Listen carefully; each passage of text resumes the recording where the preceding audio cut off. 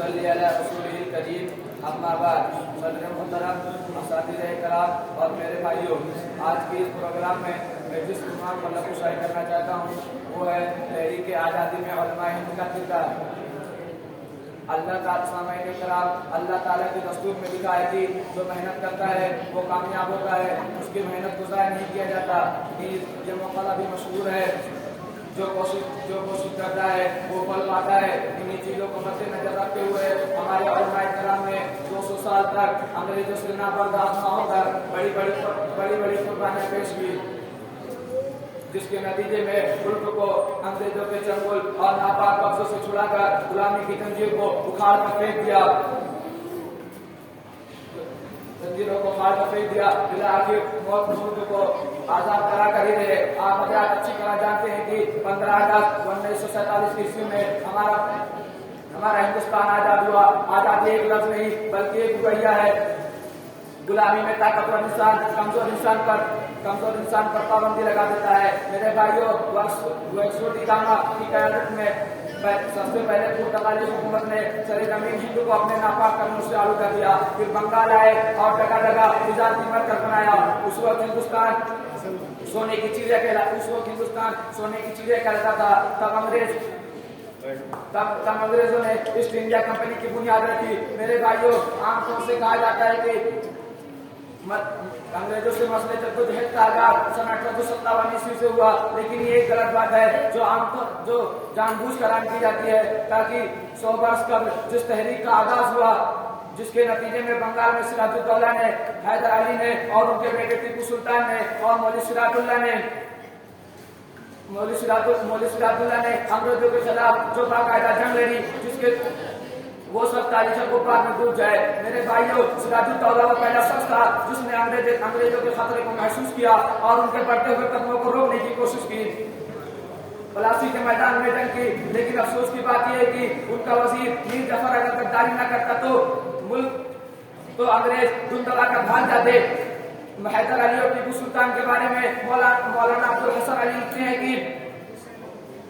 कि पहला शख्स जिसने उनके खतरे को महसूस किया और गालिब नजीरी और बुलंद हिम्मती से काम लिया, वो यही है। हैदर अली और टीपू सुल्तान ने अंग्रेजों से 4 जंगें लड़ी। पहली जंग में अंग्रेजों के नस को ढीला कर दिया, उसी तरह दूसरी जंग लड़ी और इसी तरह चारों जंगों में अपनी हिम्मत बाकी रखी। लेकिन कहा जाता है ना कि अपने ही लोग अपने ही नस को ढीला करने की कोशिश करते हैं। और इसी तरह देश को अंग्रेजों से आजाद कराने के लिए शाह वलीउल्लाह दहलवी भी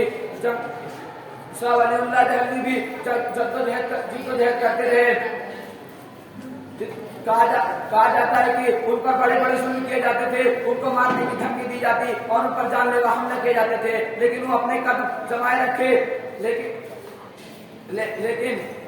लेकिन बेशुमार जंगों के बाद सन 1821 ईस्वी में बिलाखिर उनकी फौज शिकस्त से 2-4 हो गई। शाह इस्माइल शहीद देहलवी और उनके दीगर साथियों ने बालाकोट में जामे शहादत नोश की। इसी तरह हमारे दीगर उलमा भी जिद्दोजहद करते रहे, जिनमें मौलाना रशीद अहमद गंगोही, मौलाना कासिम साहब नानोती, मौलाना मुनीर साहब नानोती। इसी जंग में हाफिज आमिर साहब शहीद हुए। मौलाना कासिम साहब को अंग्रेजों की गोली लगी, जिसकी वजह से वो जख्मी हो गए। अंग्रेजी हुकूमत ने वारंट नाफिज किया लेकिन गिरफ्तार न कर सके। लेकिन अफसोस, आज हमारे आइनों कवानीन का जनाजा निकल चुका है। शरीयत ने मुसलमानों की शरीयत पर चलने के इख्तियार को छीनकर सिर्फ उसे नासाजी नहीं बल्कि अमली तौर पर सबूत भी दिया जा रहा है। लेकिन अफसोस, आज हमारा भारत, आज हमारा हिंदुस्तान किस सूरत हाल से दो चार है, जहाँ लोग भूखे मर रहे हैं, तो कहीं अक्सरियत हिंदुस्तानियों को मुहब्बे वतन साबित करने में लगे हैं। तो कहीं हिंदुस्तानियों के पेट में रहने वाले मज़ाहिब से खेला जा रहा है, तो कहीं تو کہیں ہندوستانیوں کو مذہب کے نام پر مارا پیٹا جا رہا ہے. آج ہمارا ہندوستان کس موڑ پر کھڑا ہے؟ کسی شہر میں کیا پھوٹتا ہے؟